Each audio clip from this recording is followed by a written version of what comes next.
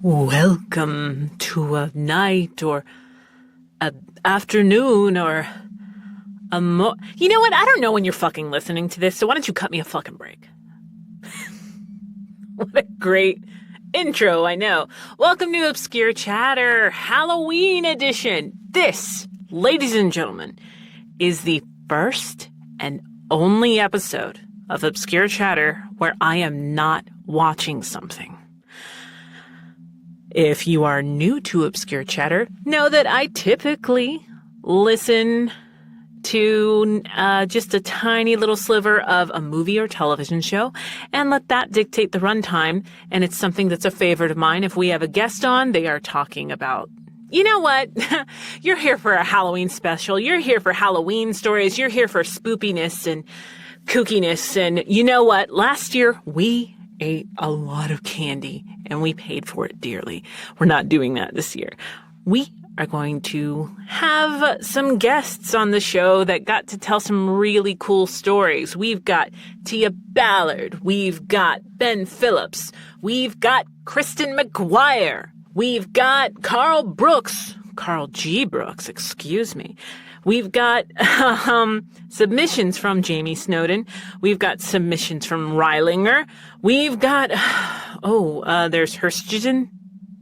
I might have ruined your name, but please forgive me. I'm going with Hristijan or Hristijan. And if neither are correct, I'm just going to call you H-Man. No, wait. That makes it sound like you sell heroin. Maybe that's just me. This is starting off great. I'm really excited about it. Okay, so without further ado, our first submission is from Jamie Snowden, and it is being read by the ever-so-talented Ben Phillips. Jamie didn't have a name for it, so I'm going to go with, how bizarre. Back when I was in high school, some friends and I would visit this abandoned orphanage. We called it the house, but it was massive. It was technically private property, but you could tell others had been there, as it had graffiti on the walls, etc. Nothing too crazy here, though. It was mostly vacant. This orphanage never had anybody in it. It was closed before they even opened. They had a cool area, though, we'd hang out at, where they even had an inside pool. We would go there every now and again, maybe once every other month, just to hang out. Well, right across the fence of the orphanage was another giant mansion-esque building. But we always swore to never go in there, as it had a light on in a room at the top of the building. We assumed somebody lived there. However, of course, dumb kids being dumb kids, we got curious one night. We walked up to it. We couldn't find a way in. Front doors were boarded up. Finally, I found a side door. I opened it up myself, only to find a literal gate blocking my entryway. How bizarre. Imagine opening a door and just seeing, like, a prison cell gate. But I got a glimpse inside and saw only a trash can that, well, did have trash in it. Someone was definitely living there. I called out to my friends and we made a run for it. Well, about a month or so passes, and one of our friends, with clearly a lot of free time on his hands, told us that he'd been scouting out that other mansion. Said he would go to the house we'd often go to, and lay in the lawn with binoculars, spying at the other mansion to see if anyone was coming or going. He said he did it for a select few days for about 2 weeks and noticed zero activity. He suggested we try and enter. We talked it over and agreed. Let's check out the other house. Days passed, but we finally decided to go. Doors were still locked. However, a knuckle-headed friend decided to break the window by the front and enter that way. We enter. This place was creepy. Papers scattered all over the place. They had a bar inside, and the cups and glasses were shattered like someone had thrown them. We found multiple posters advertising some old concert. We kept looking around, nothing weird yet, until we found a bunch of medicine. But not your average Tylenol or ibuprofen. I mean, like syringes and medicine that's all written in Arabic. Then my friends find 2 Bibles, one big and one a bit smaller. Well, once they got the Bibles, things got weird. We started hearing voices. Like, at first we thought some people were outside, so we were freaking out, but I don't think that was the case. But fearing getting in trouble, we realized it was time to leave. We all rushed to get out, and our friends found a door. They all left, myself included. All of us except our friend who held the big Bible. For some reason, all the doors for him were locked, even the one that all of us just left from. He tried to escape and said he kept hearing voices. He even tried breaking a window to escape, but it wasn't breaking. He finally decided to set down the Bible, and only then did the window finally break and he fled, leaving the Bible on the floor of the mansion. We all regroup in a friend's car heading back to my dad's house where we came from. All feeling a bit freaked out, we were just glad to be heading home. However, my other friend still had the small Bible. We get back to my dad's house, and he sets the small Bible down on the kitchen table. My friends spend the night there, but go to different rooms. We say goodnight and spread out. Downstairs in the living room, which is connected to the kitchen, it's me and 2 more friends sharing the couches. We're all talking, having a good time. Then we hear what sounds like a chair from the kitchen table getting lifted up and set back down. We look over. Nothing, and nobody's there. Except the small Bible. We're freaked out. Was the chair propped up and just fell back down or something, a friend asks. No, I was sitting there, and I swear it was on the floor, another friend says. We say, screw this, and throw the Bible outside of the front door onto the welcome mat and agree that we'll deal with it in the morning. We wake up. Nothing else weird occurred. My friends left, one of them taking the small Bible home with him. I haven't heard anything about it since. You know, I really don't have a lot of spooky stories. I think on that anime show, I did tell one about being stalked. I didn't consider it a scary story. I just considered it being a woman in the world. Isn't that hilarious? I need to go back to therapy. Thank you, Ben, for reading Jamie's submission. And Jamie, thank you for submitting. Thanks to all that submitted. I'll thank you more, I'm sure. But up next, we have a story read and relived by Kristen McGuire. Kristen didn't have a name for it, so I'm going to go with... The story went something like this. The following is a true story. I grew up in Northern Virginia, just outside of Washington, D.C. The area was heavily forested, with lots of bike trails and nature paths. My friend Lee and I spent many hours traipsing through the woods behind their house. There was an overturned Volkswagen Beetle rotting away in the middle of the dense foliage, more rust than car. There was also an overturned wheelbarrow, and what looked like pieces of asphalt scattered all around the vehicle. Naturally, a car just rotting away in the middle of a forest had to have an amazing origin story, which Lee was happy to entertain me with. The story went something like this. A young couple got into a fight on prom night. The boyfriend was driving them home in the rain and took a turn too fast. The car crashed, and the couple was instantly killed. The road's curve was supposedly so notorious for causing crashes that it was torn up, hence the pieces of asphalt everywhere. Of course, I don't know if any of that was true, but it didn't change the fact that we visited the car often, hoping to catch sight of a ghost or two. One day, we decided to take my mom's camera and take a bunch of pictures of the car and the area around it.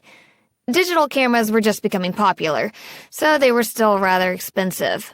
I was just using a point-and-shoot camera that still used film. We snapped pictures of the car from all sorts of different angles. the wheelbarrow, and anything else that we thought looked like it could possibly be haunted. There was a tree not far away that had been struck by lightning, so it was devoid of leaves and mostly black. We took a picture of that, too. I dropped the film off to get developed, and a few weeks later we excitedly went through the pictures to see if any ghosts had made their appearances. The car was disappointingly unhaunted. Not a single ghost or orb to be seen. The dead tree, however, had a strange white light that took up most of the photo. It was mostly straight, with a few tendrils poking out of one side. Lee and I studied it for a long time and couldn't figure out what it was. Finally, I decided to look at the negatives of the photos that were in the package with them. In the negatives, the white light had a very definite form. It was the outline of a man. But the part that made the hair on our arms stand straight up was that the unidentifiable tendrils in the photo were actually a hand, and it was reaching right for us. I mean, are we not all on the same page? They clearly wanted you to touch them up. It's probably been 3-4 weeks at least. If they've got tendril-like fingers, they want you to hook them up with a nail tech. Come on. No? All right, you know what? Screw you. Not all your jokes are funny. It's a really good story. And how about that narration? Kristen must be, I don't know, a voice actor or something. It's crazy. Thank you so much for sharing that with us, Kristen. Up next, we've got Hristijan's story. Again, I apologize if I'm butchering your name. I love you dearly. You are amazing. But this one I am calling Heart-Shaped. Every kid thinks that there's something scary about their house or there's something weird about it, whether it's the people or there's a particular area of the house. For me, I didn't mind going underneath the house. I didn't mind climbing the trees. I didn't mind going near all the spiders and the cockroaches and the mice. What really got me was when you're in the hallway that connects all the bedrooms and then all the doors are closed, so you're in pitch black. And that's when you realize you're not alone. There's something in that one section of that room, or is that one corner. So it's I better not be caught that one day where all the doors are closed and there's that I'm stuck and I need to get to the other side, but I know that guy's there. So to me, that was just this must be just a childhood fear. And then you find out that you got a relative that's slightly younger than you, and then she has the exact same fear. And you're like, oh shit, I thought it was just me. That's when things get a little bit weird. But you're just told you're a dumb kid by all the other adults and by all the other siblings and cousins. Moving on. So, Mum still is a big believer in having her readings done through coffee of all things. She did get a peculiar image of this little figure. He had a little tail attached. He had the little horns, and he happened to be holding a key. The key was also heart-shaped. It was quite detailed for something that just sits inside a little coffee cup. And, Mum sort of freaked out when she saw that thing there. And I was just like, well, what's the big deal? Isn't it always random? And really soon after that, she brought in a priest, and I was just wondering, well, I guess it's a bit weird that we got a priest coming to the house. He's rubbing water across my forehead. Oh, he's singing some little words to me. Oh, I guess he's doing a patrol around the house. That's weird. What was weird later on was my family telling me that the whole point of that priest there was because they were sick and tired of me doing my sleepwalks, and I'd have night terrors and I'd be trying to escape the house. and asked them, what was I saying in my sleep? And they're saying, well, no one could understand you. And I said, what do you mean no one could understand me? And they said, well, it wasn't our language, and it wasn't English. We don't know what the hell you were saying. But you were on a mission to get out of the house. It's like, whatever. I don't remember what the hell you're talking about. Yeah. Stuff weird like that. I mean, I don't know, was it the house? Was there something beforehand? I do know that once we had moved out and my parents decided to turn it into an investment property, future tenants didn't really have good luck in there. Like the first family, I guess they settled in divorce. The next family, they just had escalations of domestic violence. The next one had domestic violence more, which was they also had some shenanigans going in other areas of the house. And then we kind of had this other couple where a partner decided to hang himself in the garage. That was a bit out of the blue. So, yeah, there's some weird things. I don't know if it's tied to that property, the house. It could also just be the demographic and the area that what it was known for. I'm going to stick with that. But it was weird for all the other stuff that happened to me. I mean, yeah. Kinda, sorta, yeah. Well, I'm glad you're still here. The heart-shaped key is interesting. All of it's interesting. I love spooky stories like that. I used to be a lot more of a skeptic, and I think Stephen's made me a lot more ooh. I mean, sometimes. Other times I'm a giant jerk. It's not a ghost, it's the wind. Your house isn't haunted, you're lonely. But that's a Ron Swanson thing. I'm not making fun of anybody. Up next, we have a submission from Reilinger. I took a crack at this one. Reilinger, I hope you enjoy. Also, this one didn't have a name, so I went with Grim Night. One night, after a late night session of Dungeons and Dragons, me and my old roomie were headed home.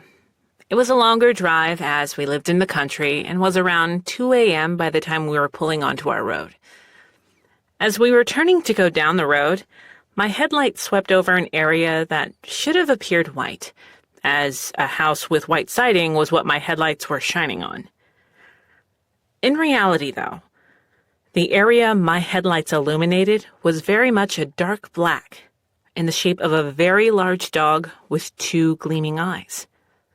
My roommate was scrolling TikTok and missed the event, but once we parked in the driveway, I rushed him inside and promptly locked the door.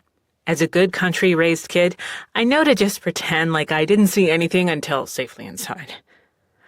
About a week later, my roommate was riding his bike home from work, and on his way home, he had to stop, as a black shape was blocking the road.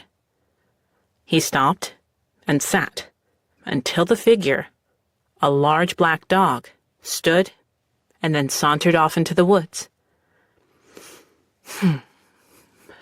I believe it was benevolent because about a quarter mile up the road was a cemetery, which means it was probably just a meandering church grim, but it was definitely spooky. Okay, no more Terri narrator, more Terri host now.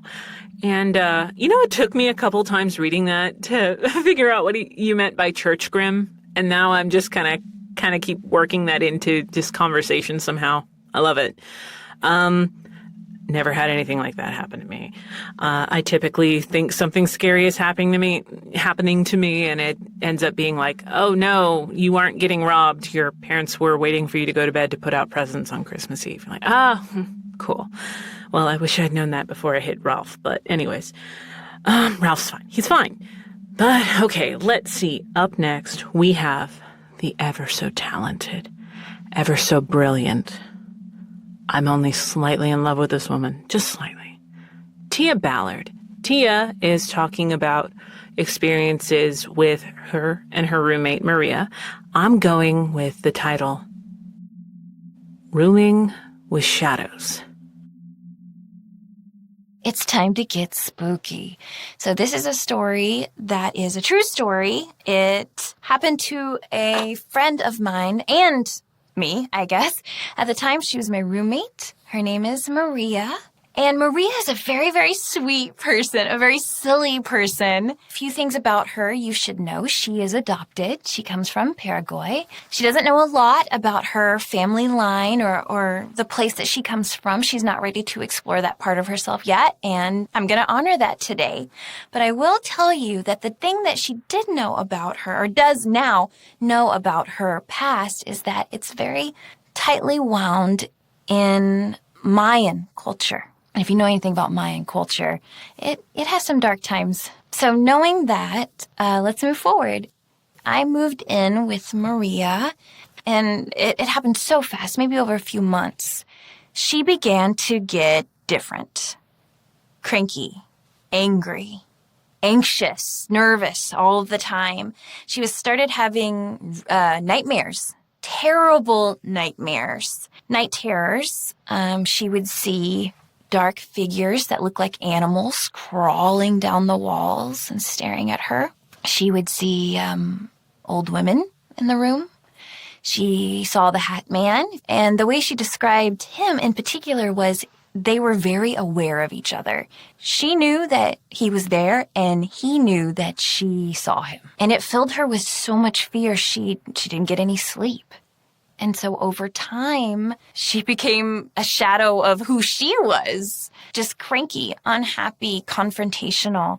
It also led her to some dark things. There was like a heavy cloud hanging over her all the time. She would look up, gore things or morbid things online. And it was almost as if this anxiety that she was living in, she was trying to control it somehow. So by jumping in headfirst into those things that are scary, she was somehow facing it. But it was this weird cycle that got worse and worse. At one point, she came to me in the middle of the night sobbing, saying that she'd seen someone on our stairs, and this person looked like a burn victim.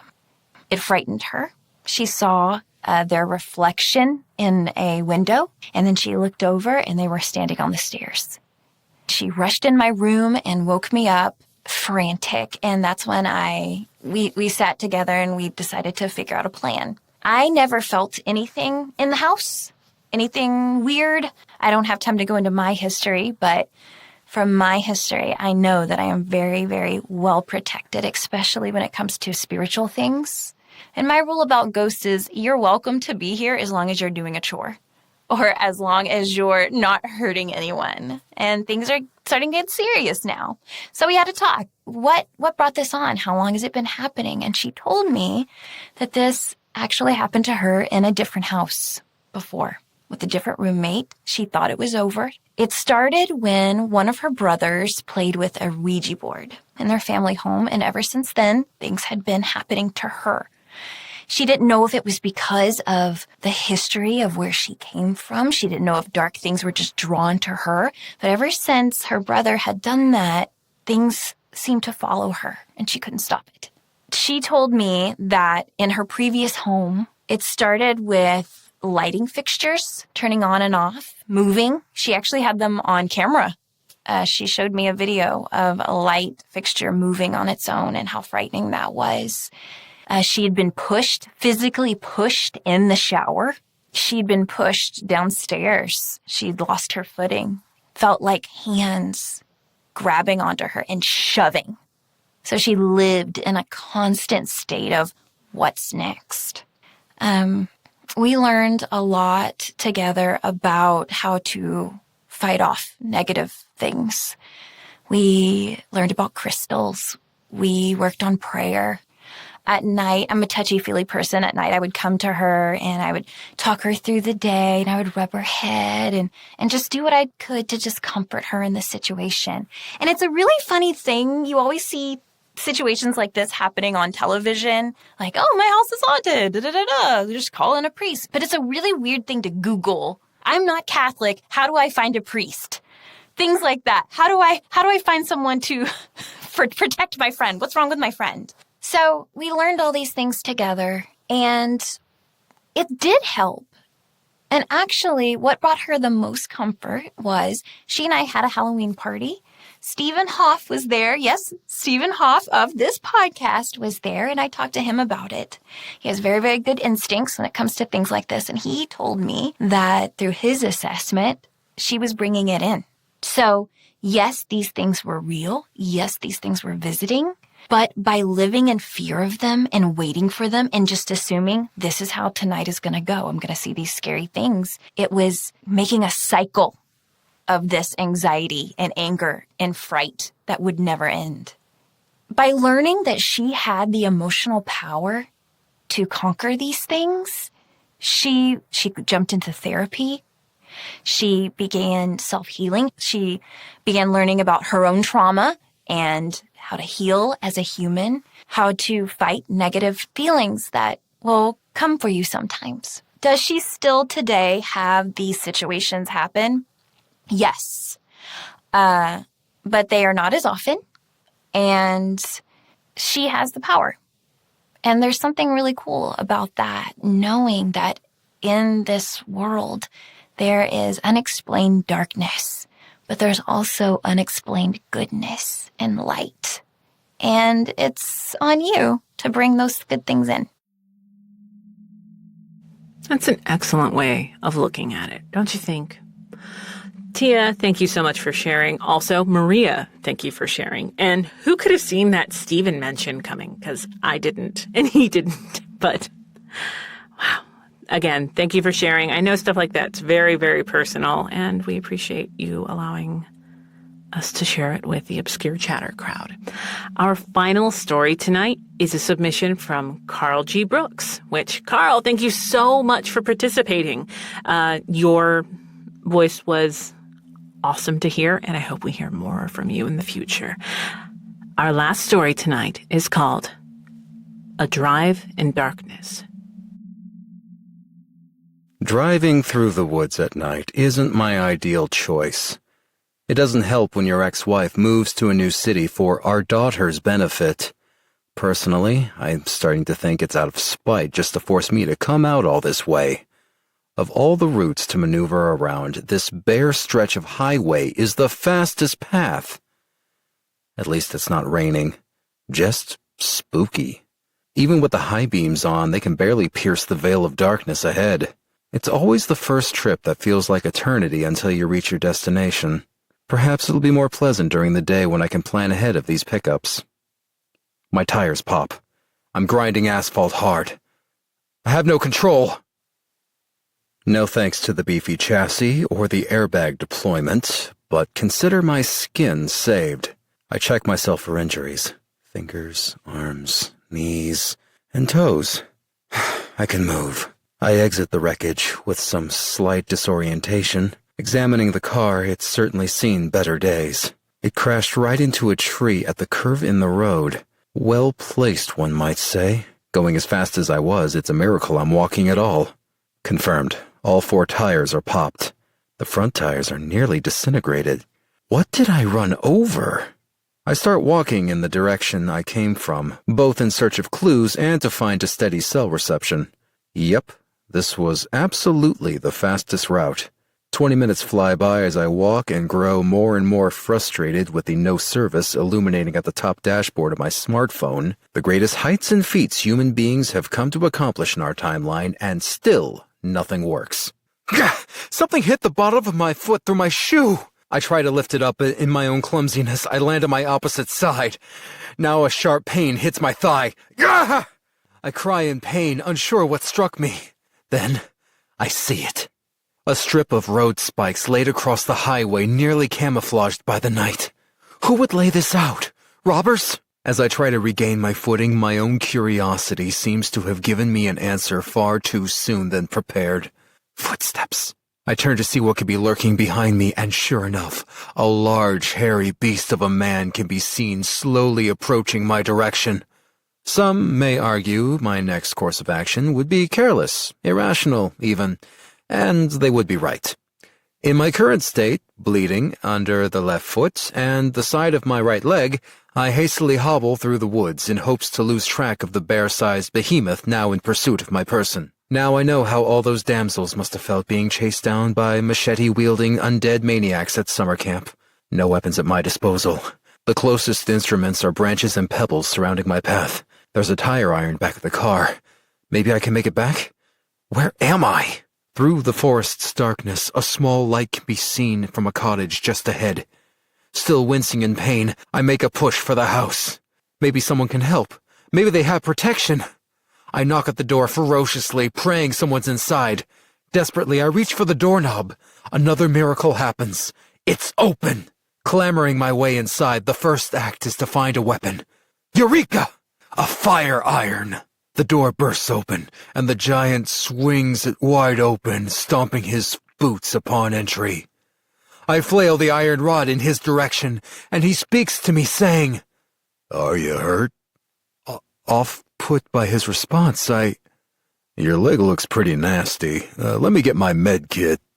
I lower the rod in disbelief. He was trying to help me. I ran when all he wanted to do was help. His name is Zeph. He had admitted to laying out the road spikes. Zeph's intentions were to be of help by creating accidents. A car would hit the spikes, the driver would lose control, and he would be there to help. Reckless as it sounds, he's been living on his own since his parents passed away. So he's been here this whole time. Alone. No malicious intent was meant behind his actions. All Zeph wanted was basic human interaction. I tell him about my daughter and the new challenges I face. I don't know exactly what would be the moral of the story. Don't judge a book by its cover. Ask a mysterious person at night if they plan to murder you or help you. But it's quite possible we can help each other out. I'm going to go with no, Carl. Like a big no. But thanks. I'm going to keep walking. Or, whatever, just not doing any of that. Thank you again so much for your submission, Carl. How great is his voice? How great is everybody's voice? Thank you, everybody that participated. We had 6 amazing stories, and that's because of you guys who have continued to allow Obscure Chatter to play around in your house, in your car, in your earbuds, all that stuff. And I very much appreciate it. We will be back in November. And for those that are interested, we are still taking donations via Ko-Fi, but not a requirement. We just like coffee. Thank you again for everybody that submitted. Happy fucking Halloween. Also, happy Halloween for those who don't like cussing. I don't know why you're listening to me. But we will be back in November, like I said. And until then, read spooky stuff, watch spooky stuff, and just be spooky.